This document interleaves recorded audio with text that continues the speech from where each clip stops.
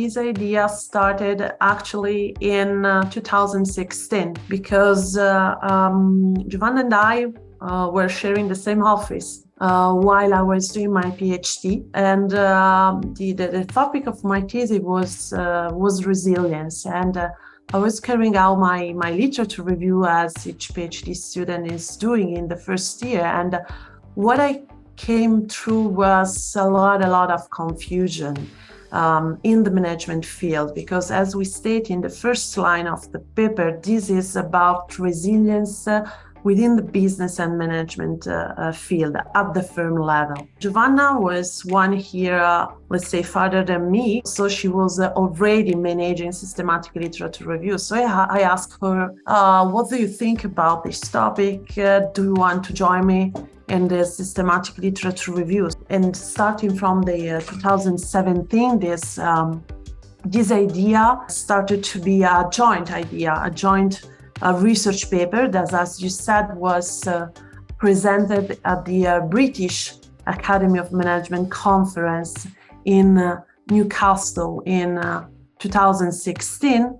And I think also we presented in several workshops in Lyon, at the business school in Lyon, and also here in Pavia in PhD and doctoral colloquia. Actually, before submitting in the European Management Journal, we have been rejected. And as in all the happy ending story as our paper, I think that we can say that is a happy ending story because we also won the Best Paper Award in 2020.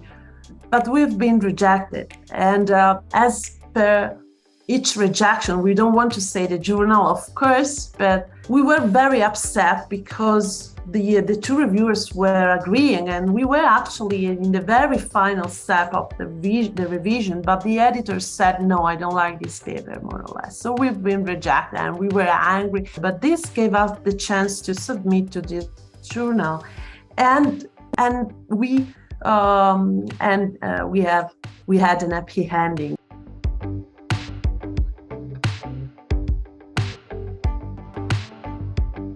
First of all, we've been very lucky because we wrote about a topic that just 1 year later, let's say, bloomed. But I think that it was not just pure lucky, but it was also understanding that there was not only a gap in the literature. So our approach was not a gap spotting, but was more understanding that there was something that was not going on, that was not clear. Because if you want to write about the resilience of firm and you don't have a clear definition, and each paper you read, each definition you come through is different from the previous one, you are very confused. So the final aim, and what I'm happy is that our paper gives a real contribution to the field and can be a tool for all the management scholars when they start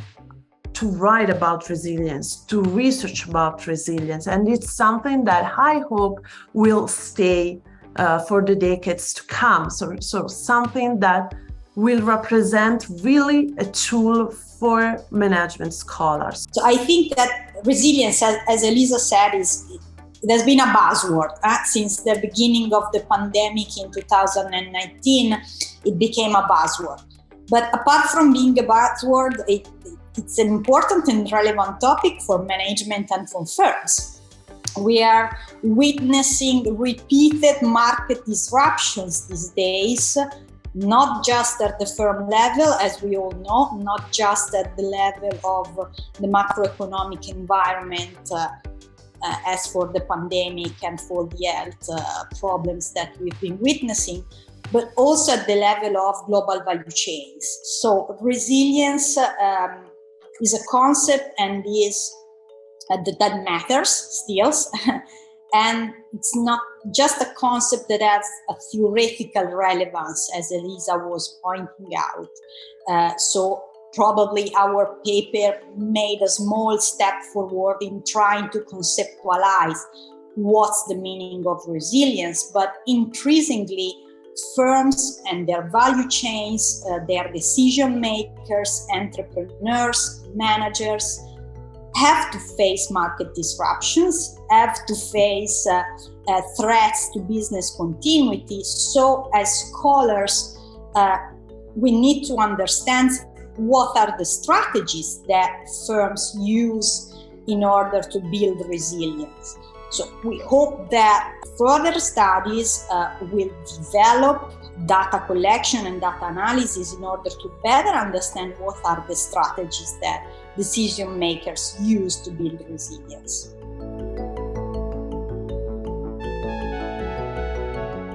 As Giovanna said before, now resilience is a buzzword. I think that we have to be very careful about when we speak about resilience, that we really got which the meaning of resilience is, and not just writing about resilience and coupled with COVID crisis, disruption, and so far and so forth. So I think that, as Giovanna said, now the time is the time for the resilience of global value chain. I think that we wrote enough about resilience at the firm level. It's now time to also, in light of the war, that the Ukraine war that we are experiencing now, also to understand at the global level, the global value chain level, how the resilience of firms will foster the resilience of global value chain. And I think that this could be a quite interesting and quite promising research field. Also, as I said, in light of the recent events that we are all experiencing. Yes, I do agree. Definitely, we must analyze resilience at different levels of analysis. So not just the firm level, not just the level of the individual, being the entrepreneur, the managers, but we now need to understand more about the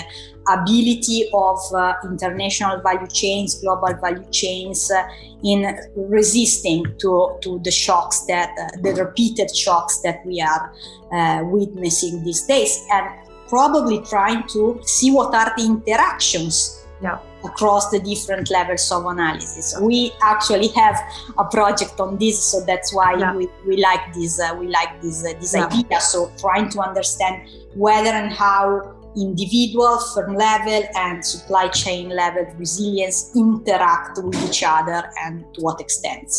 I definitely agree, and I think that a multi-level analysis of resilience or the micro foundations of resilience, so understanding how the resilience of the entrepreneur, of the manager, affect resilience at other level of analysis, like firm level or global value chain level. It's a quite interesting and quite promising research field, and also something that will have a relevance for practitioners, because this is something that also we care about quite a lot.